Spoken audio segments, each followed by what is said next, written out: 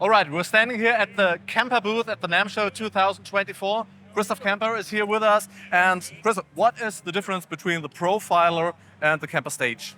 So yeah, actually the Profiler player is we call it the little brother of the big units.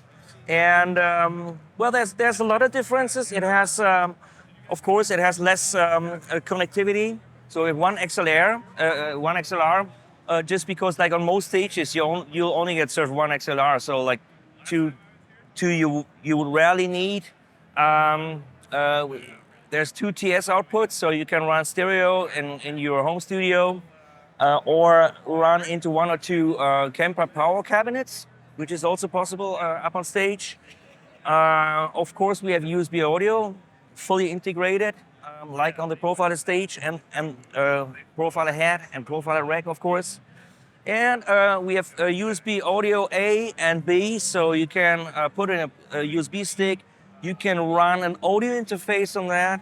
Like you can run this, I'm sorry, not an audio interface, a MIDI interface. That's what I wanted to say, because it's an audio interface anyway.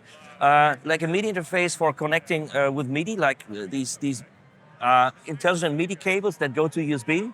They're cheap, they're like, I don't know, 20 bucks, 20, 30 bucks. This is actually the MIDI connection. If somebody asks himself, like, where's the MIDI jacks? That's the one. And so this is about the connectivity, and for the internal, for the signal flow. First of all, the M section is exactly identical to the big units, right? It replays every profile that has been made, one-to-one, no sound differences. We have made some cuts in the effects. So we have, there's still like I don't know, like two dozen and a bit more effect types, and I think nearly 150 effect presets on there.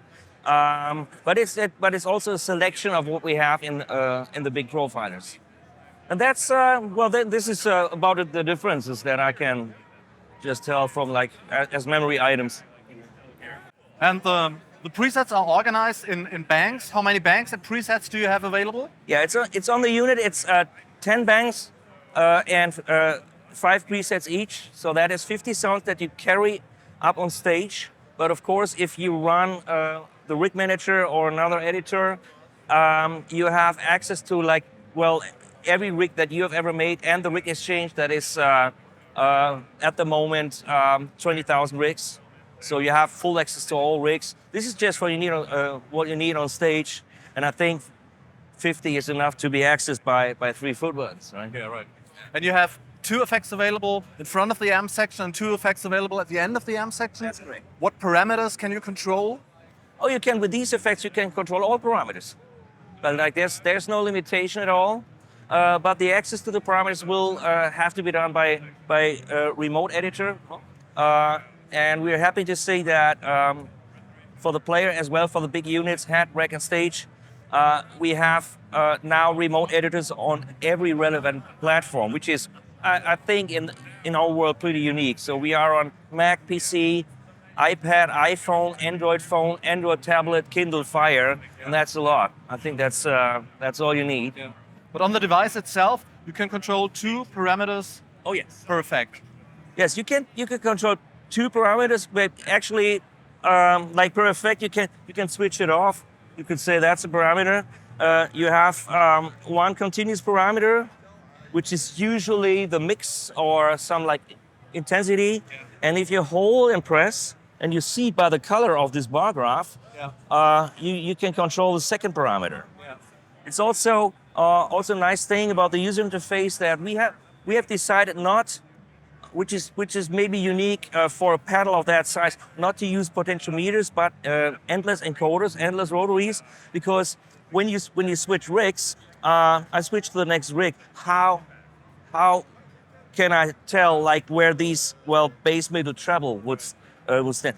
Gain is a difference. We have LEDs for that, but I can tell now by just pressing bass. This is how I just press briefly. So that's the value for the bass, that's the value for middle, that's the value for treble. Oop, there it is. That's the value for treble without having to turn it to see it. Yeah. And of course, I can turn it. And we also have secondary controls here. Like for example, this is the rig volume. Let's see what it is. It's in the middle. Underneath that is the volume for music coming into this, because either by USB, by a DAW, or through Bluetooth, for example, from your phone, Spotify, right? And that's the secondary parameter is the volume for that. And now I hold a bit longer, and that's the volume for the secondary parameter, right? And now if I turn, that's the rig volume. Remember that color, right? If I hold and turn, I have the orange, and I will control your iPhone. Well, that's story. Any more questions? Yeah. Well, Christoph, thanks a lot for taking the time. Thank you. Okay, thank you very much.